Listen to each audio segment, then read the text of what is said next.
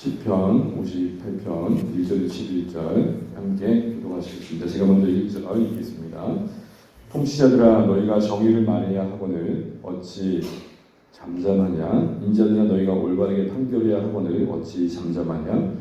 아직도 너희가 중심의 악을 하며 땅에서 너희 손으로 폭력을 달아 줍니다. 악인은 모태에서부터 멀어졌으며 나면서부터 곁길로 나아가 거짓을 말하는도다. 그들의 덕은 뱀의 독 같으며 그들의 길을 막은 기모거리 독사 같으니 술사에 흘리는 소리도 듣지 않고 능숙한 술객의 요술도 따르지 아니하는 독사로다. 하나님이여 그들의 입에서 이를 꺾으소서. 여호와여 젊은 사자의 어금니를 꺾어내시며 그들이 급히 흐르는 물같이 사라지게 하시며 겨누는 화살이 꺾임 같게 하시며 소멸하여 가는 달팽이 같게 하시며 안살피지 못하여 출산한 아이가 햇빛을 보지 못함 같게 하셔서 가시나무 불이 가마를 뜨겁게 하기 전에 생나무든지 불 붙는 나무든지 강한 바람으로 휩쓸려 가게 하소서. 이에 악인의 보복당함을 보고 기뻐하여 그의 발을 악인의 피에 씻을 비로다. 되겠습니다. 그때 사람의 말이 진실로 의인에게 갚음이 있고 진실로 땅에서 심판하시는 하나님이 계시다 하리로다. 아멘. 네, 오늘도 하루를 또 수고하시고 오셨는데 앞에 잠깐 인사하시겠습니다. 함께 기도하며 감사합니다. 힘내시죠. 네. 감사합니다. 오미크론이 이렇게 또 숫자가 그냥 생각할 수 없을 만큼 조심하다 보니까 그래서 좀 조심하는 것도 있는 것 같고요. 그리고 또 선거철이 다가오면서 이래저래 또 국가적으로 분위기가 좋은 거 많이 나는 것 같습니다. 이러한 때를 지나면서 신자들이 오늘 말씀을 들으면서 어떻게 살아가는 것이 맞는가 생각들을 다시 한번 해보면 좋겠습니다. 우리 58편을 보게 되면 시제가 이렇게 되어 있죠. 다윗의 믹담시다. 믹담이라는 말은 뭐 여러 가지로 설명을 하지만 결론적으로는 우리에게 꼭 주고 싶은 교훈을 말하는 건데 믹담이라는 말 자체를 대부분 이렇게 번역을 합니다. 돌의 색이다. 신비의 색이다. 그래서 우리가 보통 예전에 기억나십니까? 내가 좋아하는 어떤 시나 글 같은 거를 이렇게 액자화해가지고 코팅해가지고 따로 보관해놓는 그런 개념으로 이 믹담을 이해하시면 될 것 같습니다. 그래서 이것을 금원시다, 황금시다, 꼭 우리가 기억해야 될 글귀를 모아놓은 시다 이렇게 생각합니다. 그런데 이 곡조의 분위기가 엊그제부터 살펴봤던 것처럼 알다스에 맞춘 노래가 되어 있습니다. 우리 입에 잘 익지 않을 만큼 어색한 용어인데 이 알다스이라는 말은 한마디로 말하면은 간곡한 어조를 말하는 것입니다. 근데 이것이 갖고 있는 그 알다스이라는 말 의미 자체는 무너지지 않게 하소서, 버려지지 않게 하소서 이런 의미를 갖고 있는 것이죠. 그러니까 이 말 그대로 전역을 해본다면 이 시의 고백 속에서 지금 시인이 하고 싶은 말은 하나님 우리가 무너지지 않게 해주십시오. 우리 공동체가 무너지지 않게 해주십시오. 어떤 절박한 상황을 배경 속에서 지금 이 시가 고백되어지고 있는 것이죠. 한번 생각해 보세요, 여러분. 무너지지 않게 해주십시오. 이런 마음으로 들어진다고 생각해 보십시오. 얼마나 그 마음이 절박하겠습니까? 그래서 특별히 여러분, 이 시인이 뭐 때문에 이렇게 간절했을까요? 오늘 본문을 보게 되면은 악한 통치자들이 나오고 그들이 정의롭게 재판하지 않고 또 적극적으로 악과 폭력을 행함으로 말미암아 공동체가 어려움을 당한 상황을 배경으로 하고 있는 것을 보게 됩니다. 공의와 정의가 무너진 곳곳에 아픔들이 있고 통곡함이 있었던 것이죠. 그래서 이 시인은 이 형편을 바라보면서 자조하고 무너지는 게 아니라 공의한 하나님을 바라보면서 이 악행을 일삼는 통치자들을 하나님께 고발하고 뒤틀어진 상황들을 하나님께서 좀 바로잡아 주시면 좋겠습니다는 애곡을 하고 있는 것들을 보게 됩니다. 그리고 그 내용의 요지는 하나님 악인들을 심판해 주시고 이들의 악으로 고통받는 의인들을 다시 한번 회복시켜 주십시오. 그들의 상처를 어루만져 주십시오. 그리고 그들이 정말 하나님이 이때에도 살아계시다는 것을 좀 보게 해주십시오. 이 얘기가 오늘 시의 전반적인 내용입니다. 이런 배경 속에서 우리가 1절, 2절 한번 먼저 보도록 하겠습니다. 우리 1절, 2절 함께 읽겠습니다. 시작. 통치자들아 너희가 정의를 말해야 하거늘 어찌 잠잠하냐. 인자들아 너희가 올바르게 판결해야 하거늘 어찌 잠잠하냐. 아직도 너희가 중심에 악을 행하며 땅에서 너희 손으로 폭력을 달아주는도다. 오늘 1절, 2절은 악한 통치자들을 지금 시인이 고발하고 있는 겁니다. 근데 1절에 보게 되면 소위 의문문 형식으로 질문을 하는 형식으로 악인들의 그 악한 통치자들을 드러내고 있는 걸 보게 됩니다.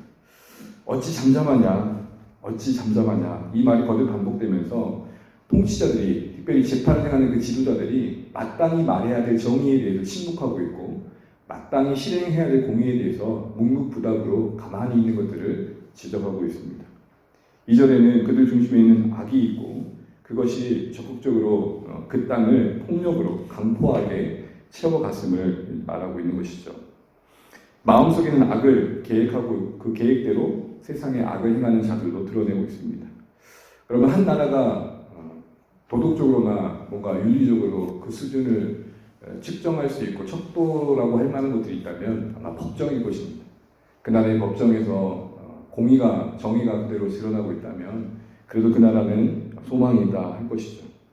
부자든 가난하든 힘이 있든 없든 간에 구별하지 않고 공평하게 판결하는 그 나라, 그곳에는 소위 정의와 공의가 이루어진 나라를 할 수 있을 것입니다.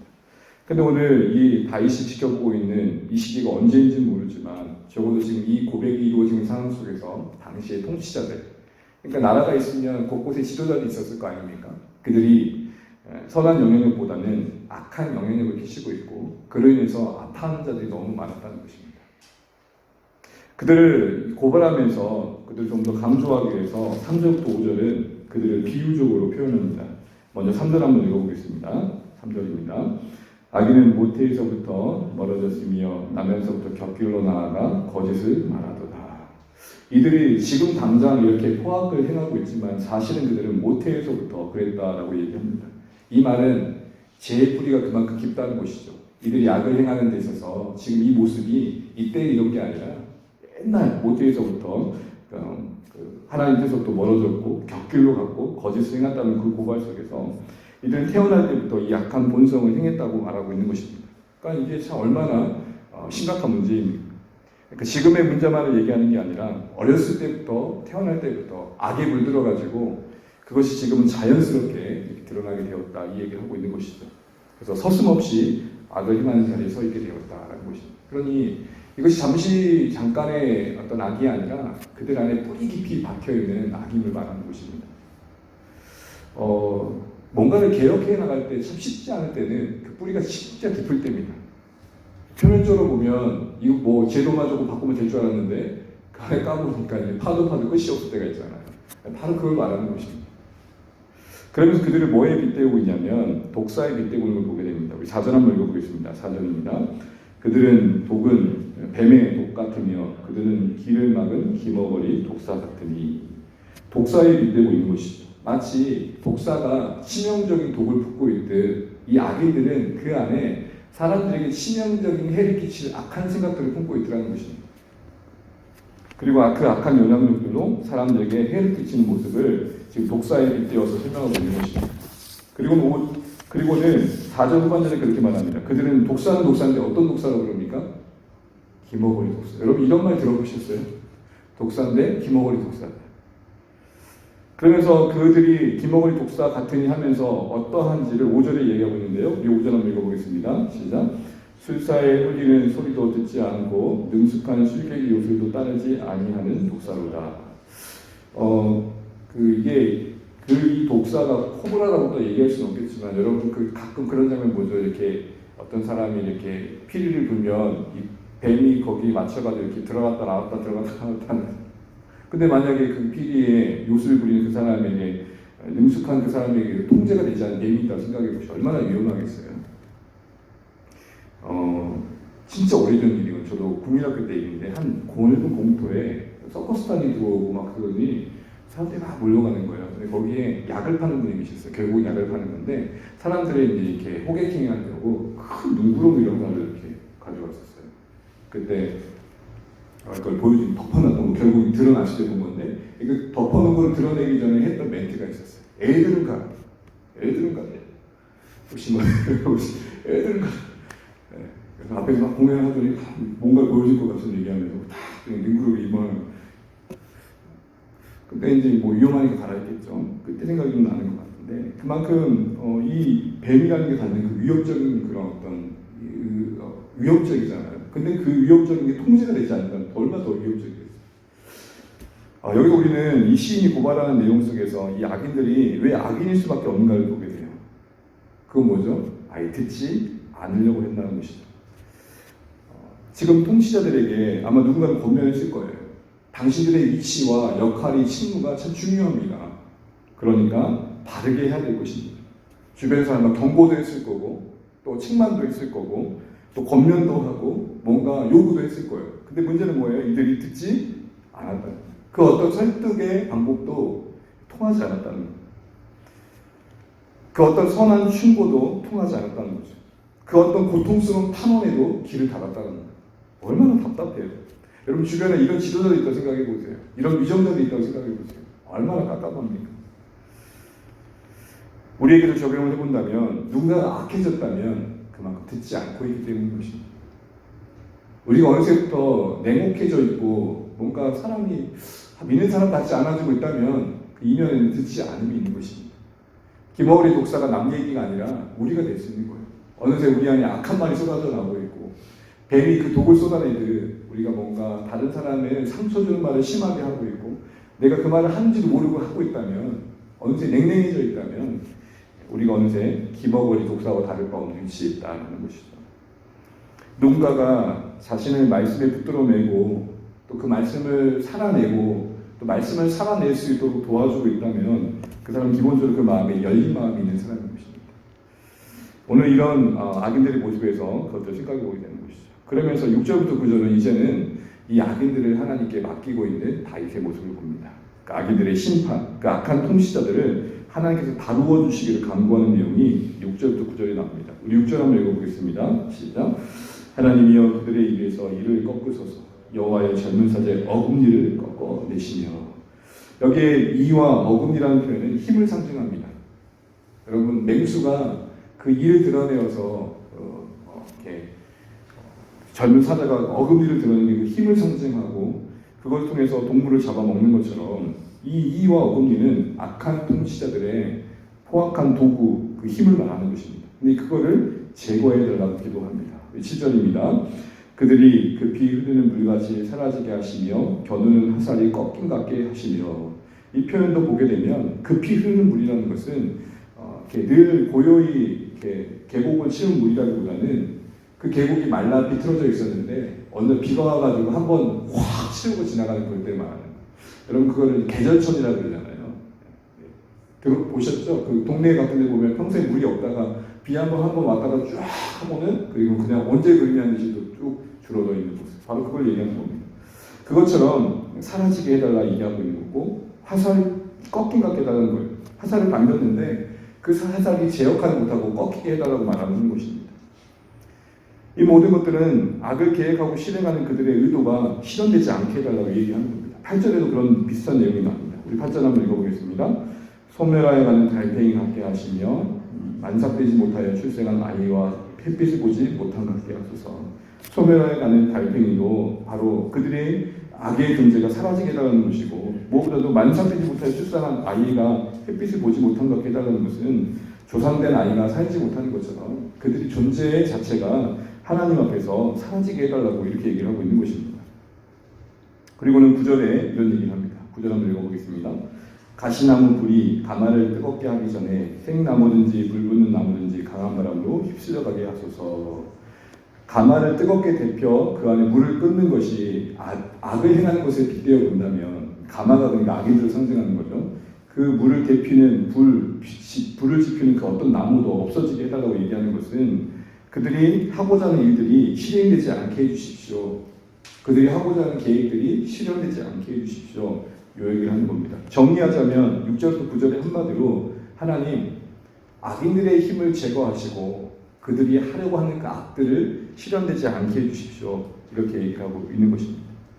근데 여러분 주목해 보십시오. 6절 다시 한번 보시게 되면 하나님이여 그들의 입에서 이를 꺾으소서라고 하나님께 맡기고 있지 이렇게 얘기하고자 않고 있다는 거예요. 하나님 내가 그들의 입을 꺾게 해주십시오라고 하지 않고 있어요.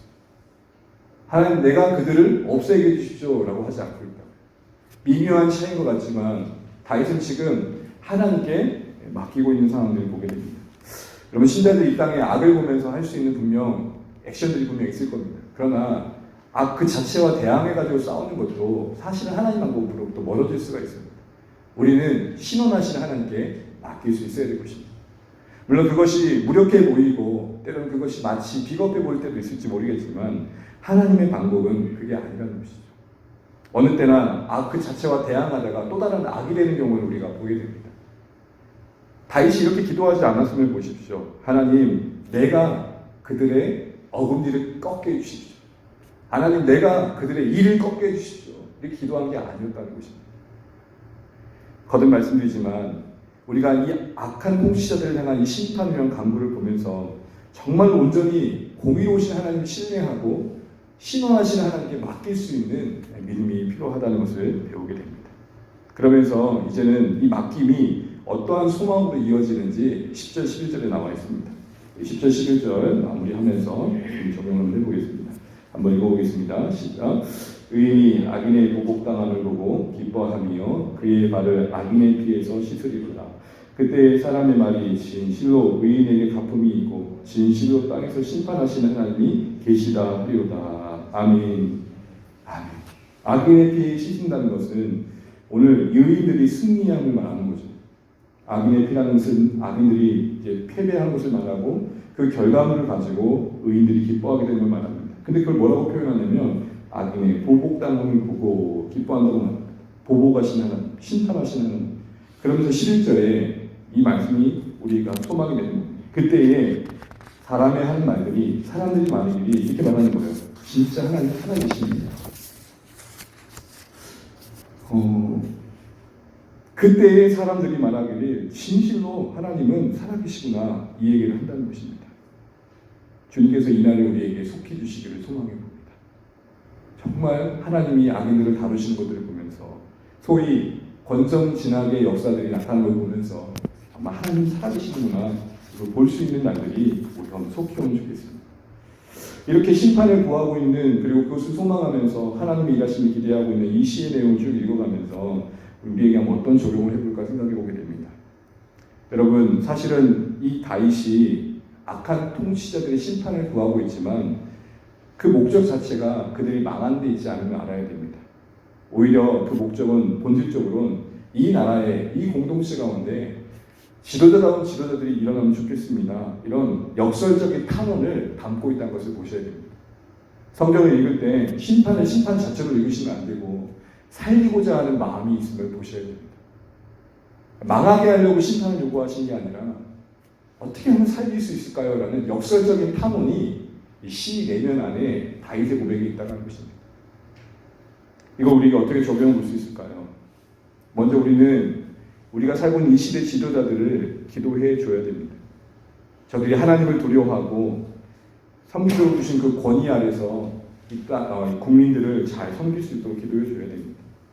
여러분 로마서 13장에 보게 되면 정부의 역할을 딱 두 가지로 얘기합니다. 선한 자들을 보호하고 악을 행한 자들을 징벌하고 하나님께서 이 땅에 정의가 흘러갈 수 있도록 개인적으로 우리에게 양심을 주시고 또한 공동체적으로 어떤 가정과 교회를 주시고 또 정부를 통해서 하나님의 선이 그래도 이 땅에 제약된 세상에서 지켜갈 수 있도록 인도해 가십니다. 근데 정부가 주어진 그 권위의 칼날을 선을 보호하고 악을 행한 자를 징벌하는 데 쓰지 않는다는 것은 그것 자체가 하나님이 정부를 세우신 뜻을 거스르는 거죠. 신자된 우리는 이 땅에 정부가 필요함을 인정하면서 그 정부가 이런 세우신 하나님의 디자인대로 그 역할을 제대로 할 수 있고 그 역할을 제대로 할 수 있는 지도자가 세워질 수 있도록 기도해야 되는 것입니다. 여러분 시기가 시기인 만큼 저 58편 보면서 오늘 참 많이 생각했습니다. 이걸 어디까지 얘기해야 될까? 마침 들려진 뉴스를 보면은 가슴이 먹먹합니다. 여러분 여야가 있고요. 그 각각의 후보들이 있습니다. 분명 언쟁은 피할 수 없습니다. 자기 입장을 얘기하고 정책을 얘기하다 보면 토론이라는 명분 안에 갈등은 분명히 있을 수 있습니다. 근데 제가 안타까운 건 뭐냐면 그 언쟁을 도구 삼아 분열과 분쟁이 만들어지고 있다는 것입니다.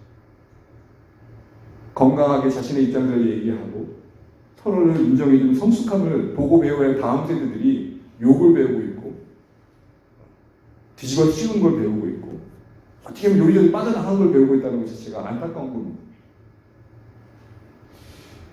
언쟁은 피할 수 없지만 그것이 분열과 분쟁으로 이루어가고 결국은 나라를 갈기갈기 찢는 쪽으로 가고 있는 것을 보면서 가슴 아픕니다.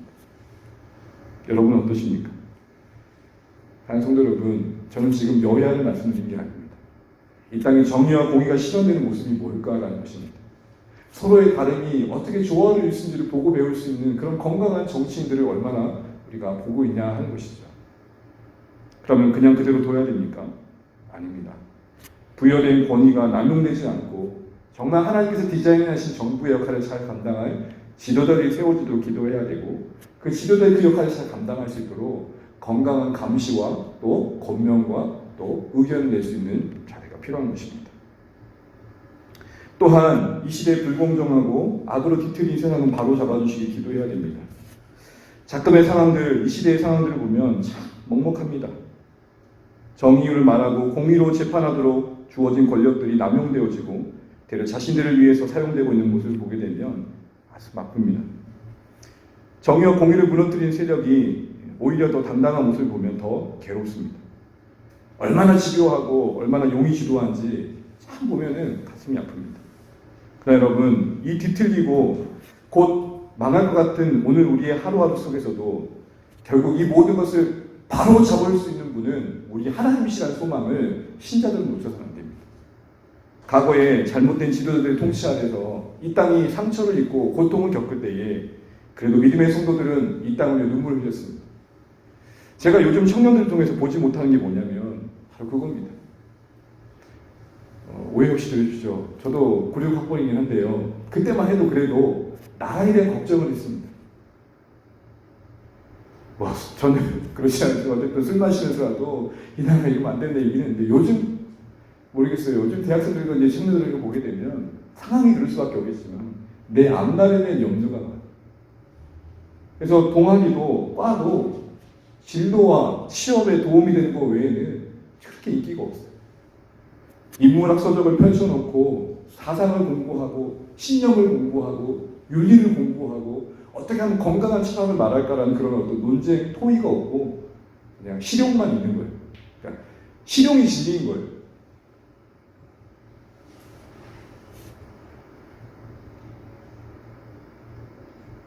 생각의 깊이는 사라지고 돈이 되는 것이 진리가 되버린 이 시대 속에서 교회도 한몫하고 있다는 생각을 해보니까 괴로운 거죠. 자, 여러분, 그렇지만 우리는 이 시대를 바로잡을 수 있는 하나님의 진리의 말씀을 가지고 있고 또 그 하나님을 믿고 섬기는 주의 백성들로서 이 땅을 바라보면서 그냥 찌찌찌하고 끝낼 게 아니라 푸념하고 끝낼 게 아니라 우리가 할 수 있는 일을 해야 될 것입니다. 그게 뭐죠? 내 자신이 리더십을 발휘하는 그곳에서부터 신자다움을 지켜가셔야 됩니다. 우리가 보고 있는 정치인들과 지도자들만 이 지도자가 아니라 가정에서는 가장이 지도자예요. 또 여러분 각각의 사회 역할 속에서 직장에서 또 여러분 또 어머니로서 아버지로서 해야 될 여러 일들이 지도자입니다. 내가 리더십을 발휘할 수 있는 그 자리가 지도자로서 여겨지셔야 됩니다. 선한 영향을 끼쳐야 되는 거죠. 그러면 무엇이 필요할까요? 저는 세 가지가 필요하다고 생각합니다. 첫 번째, 우리가 하나님 앞에서 두렵고 떨림을 회복하셔야 됩니다. 두 번째, 함께하는 사람들, 가족과 공동체를 향하여 사랑과 너그러움을 회복하셔야 됩니다. 세 번째, 내 자신에 대해서는 가슴을 찢는 회개를 회복하셔야 됩니다. 이 세 가지가 있을 때 그래도 우리는 적어도 우리에게 맡겨주신 곳에서 리더로서 지도자로서 이렇게 탄식하는 이 시편의 이 내용으로부터 조금 벗어날 수 있지 않을까 싶습니다. 거듭 말하지만 이 악한 통치자들의 악을 더했던 것은 기머거리였기 때문에 하나님의 안중도 없고 자신의 살핌도 없고 주변을 돌아보는 것입니다. 말씀을 정리하겠습니다. 오늘 시편 58편은 그 당시의 다윗에게는 악한 통치자로 해서 어그러진 공동체의 아픔을 끌어안는 기도였습니다. 사랑하는 성도 여러분, 우리 아무리 삶이 바빠도 하나님을 향한 이 시대에 적어도 신자로서 감당해야 될 책임이 있다고 생각합니다.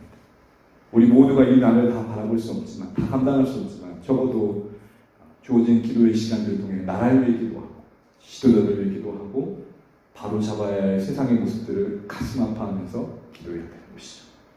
하나님의 공의와 정의가 하수와 같이 흘러가도록 함께 기도할 수 있는 우리 성도님 되시기를 주님으로 축원합니다. 내가 해야 할 일이 많고 또 내 인생이 참 빡빡하지만 그래도 맡겨진 이 시대에 하나님의 공의와 정의를 함께 가슴 안고 실현을 해가기 위해서 기도하고 그 일을 감당할 수 있는 지도자들을 잘 분별하여 세워가고 또한 우리 자신도 리더임을 잊지 않고 내게 허락하신 가정 그리고 내게 허락하신 삶의 자리 일터에서 그 지도자로서의 선한 영향력을 발휘할 각오를 하시다 보면 이것이 쌓이고 쌓여 우리가 기대하는 이 나라에 하나님의 은혜가 그 긍휼이 그 공의가 나타날 것입니다. 어떻게 그렇게 한번 살아보게 결단하시는 오늘 말씀 주신 주님을 축복합니다.